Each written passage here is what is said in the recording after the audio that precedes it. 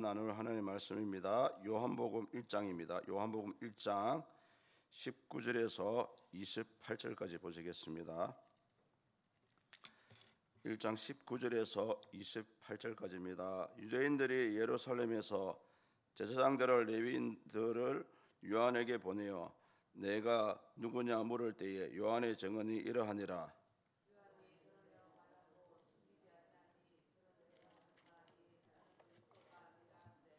또 묻되 그러면 누구냐 내가 엘리야냐 이르되 나는 아니라. 또 묻되 내가 그 선지자냐 대답하되 아니라.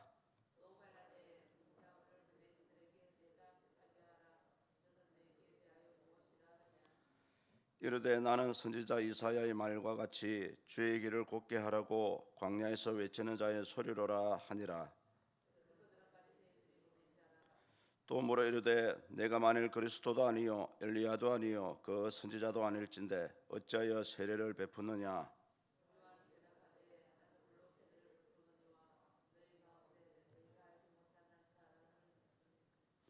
곧 내 뒤에 오시는 그이라. 나는 그의 신발끈을 붙들기도 감당하지 못하겠노라 하더라.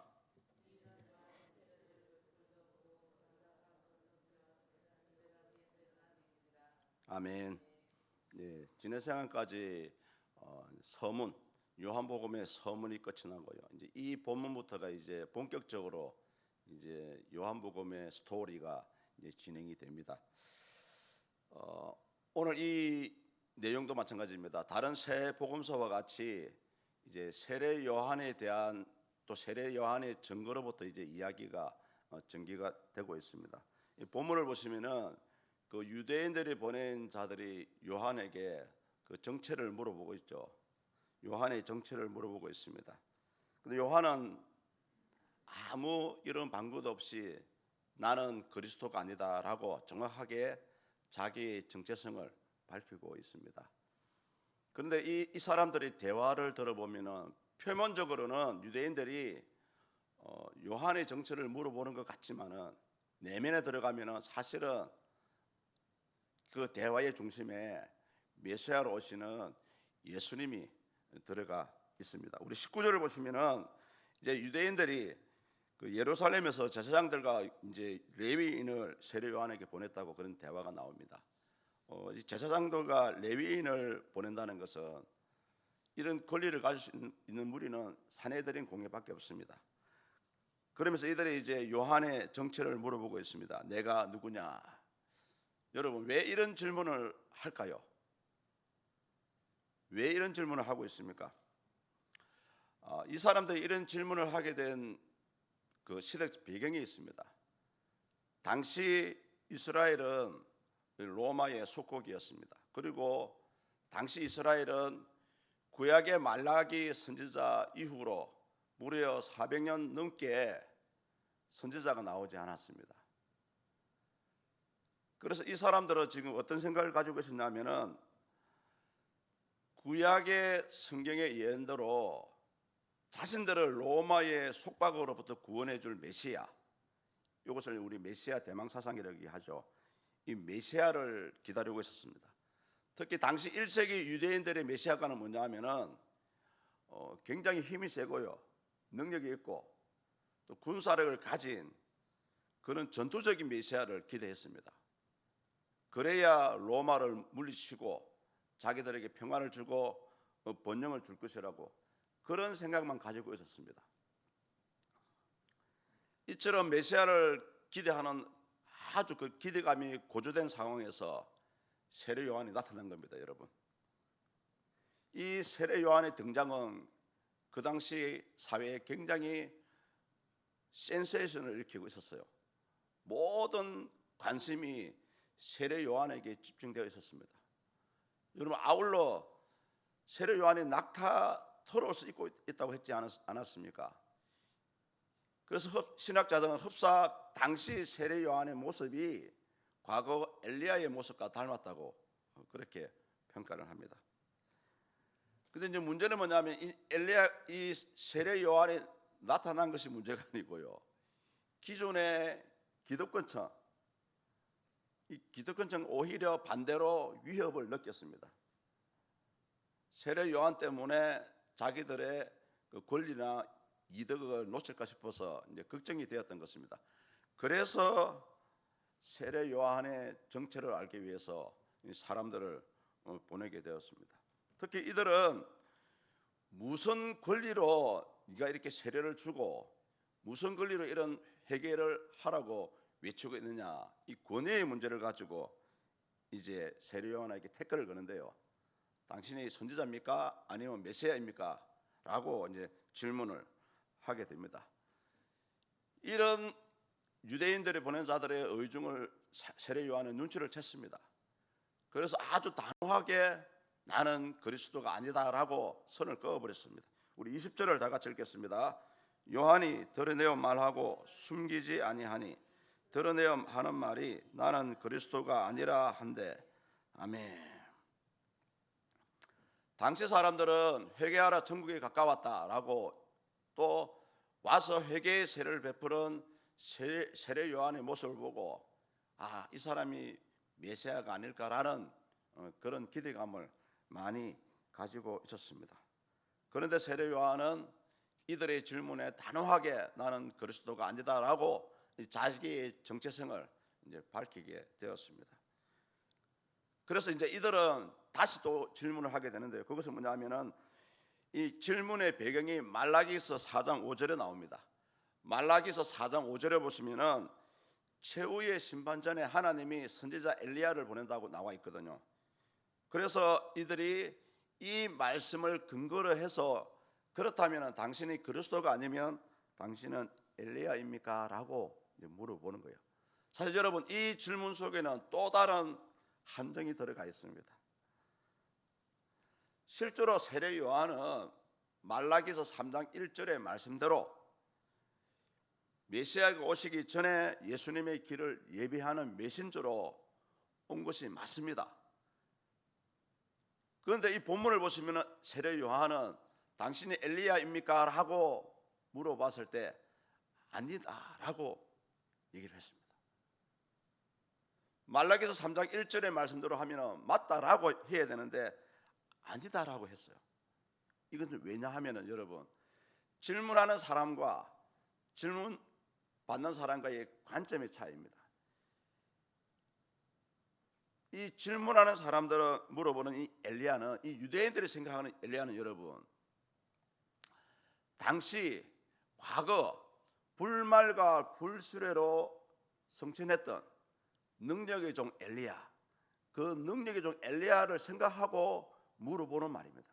쉽게 하면 당신도 과거 능력의 종 엘리야처럼 그런 능력을 가지고 왔습니까? 라는 것을 물어보는 거예요. 그런데 사실 여러분, 이 세례 요한은 엘리야와 같은 사명을 가지고 왔지만은 그런 능력의 종은 아닙니다. 다만 이 엘리야의 사명은 예수님께서 오실 것이라는 것을 예언하는 이 예언자로서 왔기 때문에 세례 요한은 오늘 이 본문의 말처럼 나는 엘리야가 아닙니다라고 그렇게 답변을 하였던 것입니다.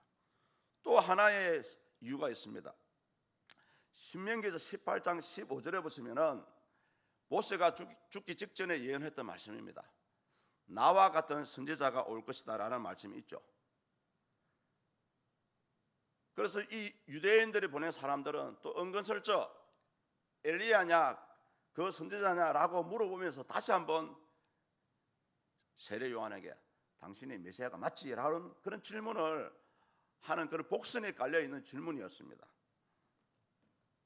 물론 신명기서 18장 15절에서 말하는 그 선지자는 메시아를 가리키는 말씀입니다. 예수님을 가리키는 말씀입니다.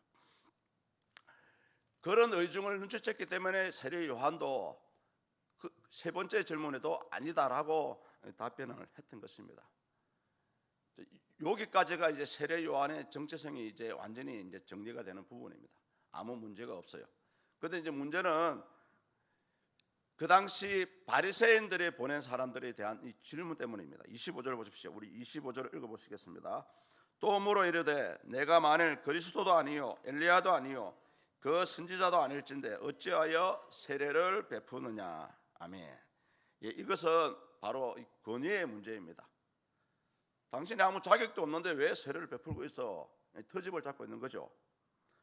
당시 사회에서는 여러분, 아무 자격 없는 사람이 이 세례를 베푸는 것은 불법입니다. 그 사내들이 공회에서 죄를 물을 수 있는 상황이었어요. 그래서 여러분, 우리는 이 질문 자체를 걱정할 것이 아니고 과연 여기서 언급되어 있는 세례, 이 세례에 대해서 한번 주목할 필요가 있습니다. 당시 요한이 세례를 베푼 것은, 요한이 베푼 세례 안에는 메시아적인 뜻이 숨어 있는 세례입니다. 왜냐하면은 요한이 세례를 베푸는 것은 뭐냐 하면은, 하나님 앞에서 모든 사람이든 유대인이든 택한 사람이든 이방인이든 간에 모두 죄인이다라는 그런 개념이 깔려 있었어요. 그래서 세례 요한은 모든 사람한테 회개하라고 선포를 했고요, 또 요단강에서 회개의 세례를 베풀었던 것입니다. 그런데 이 당시 선민 이스라엘 사람들은 뭐냐 하냐면, 자기들은 택한 사람들이었기 때문에 세례가 필요 없다, 우리는 이미 거룩한 사람이기 때문에 회개의 세례가 필요가 없다라고 생각하는 사람들이었습니다.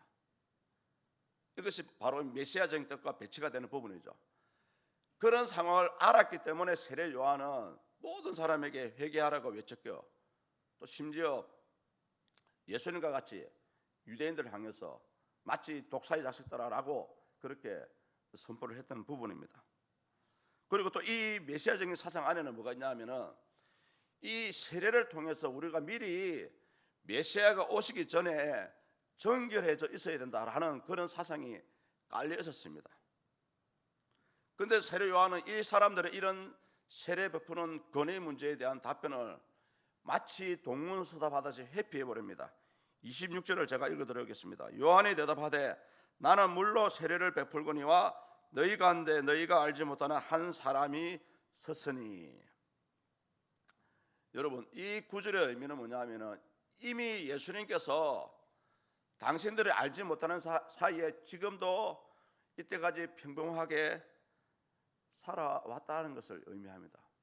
이 말씀대로 예수님 이 땅에 오셔가지고 공생애 하시기 전까지 아주 평범한 삶을 살았지 않습니까? 목수의 일로요. 여러분, 그 당시 목수라는 직업은요, 가장 신분이 천박한 사람들이 하던 직업이었습니다. 또한 세례 요한이 이 말을 한 이유 중에 끝부분을 보시면은 알지 못하는 한 사람이 서 있다라고 말씀하고 있죠. 이것은 뭐냐 하면은, 이미 예수님께서 메시아로 이 땅에 와 계심에도 불구하고 그런 메시아의 존재를 알지 못하는 그 유대인들을 향해서 그 사람들의 영적 무지함을 지적하는 말이라고 할 수가 있습니다. 왜냐하면은 구약의 말씀대로 하면은, 구약의 예언대로 하면은 이미 예수님이 이 땅에 성육신했다는 사실이 나와 있지 않습니까? 그래서 헤롯 대왕이 2살 밑에 있는 아기들을 다 죽여버렸지 않습니까? 그런 상황, 그런 히스토리를 이 사람들이 알고 있었기 때문에 당연히 예수님은 살아있다라고 생각을 했었어야 됩니다. 그런데 그것을 눈치채지 못하는 모습을 보고 세례 요한이 알지 못하는 사람이 한 사람이 서 있다라는 것을 암시를 하는 거예요. 예수님이 메시아로서 이 땅에 벌써 와 있다는 것을 암시를 하는 겁니다. 그래서 오늘 우리 이 말씀에 보면은 비록 짧은 내용이지만은 세례 요한은 진짜 엘리야의 심정과 능력을 가지고 이 땅에 와서 예수님이 메시아이심을 소개하는 하나의 도구, 하나의 손에 지나지 않습니다. 그래서 그 자신도 정확하게 자신의 본분을 알았기 때문에 나는 메시아 그리스도가 아닙니다라고 고백을 할 수 있었습니다. 이것은 바로 자신의 본분에 충실하는 그런 모습을 보여주고 있는 부분이고요. 또 한 가지 저와 여러분들이 짚어가야 될 부분은 뭐냐 하면은, 아무리 내가 성경 말씀을 많이 알고 있고요, 아무리 내가 사내들인의 공회원이라 할지라도 하나님의 말씀을 통해서 주시는 그런 하나님의 뜻을 캐치를 못한다면은, 여러분, 이것이 바로 영적 무지입니다. 그 사람만큼 불쌍한 사람이 없습니다. 오늘날 저와 여러분도 마찬가지입니다. 오늘날 이 시간 나에게, 우리 가정에, 우리 교회에게, 우리 나라에게 주시는 하나님의 메시지가 있습니다. 그 메시지를 캐치할 줄 알아야 됩니다. 그렇게 하기 위해서는 여러분 아무리 바쁜 시간이지만 그래도 하나님과의 깊은 이 대면의 시간이 필요합니다. 그것이 기도 시간이에요. 하루 중에 가장 여러분들이 시간 낼 수 있는 시간은 이 새벽 시간입니다.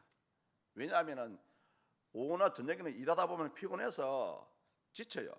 그러다 보면 기도할 시간도 없습니다. 기도할 힘이 없어요.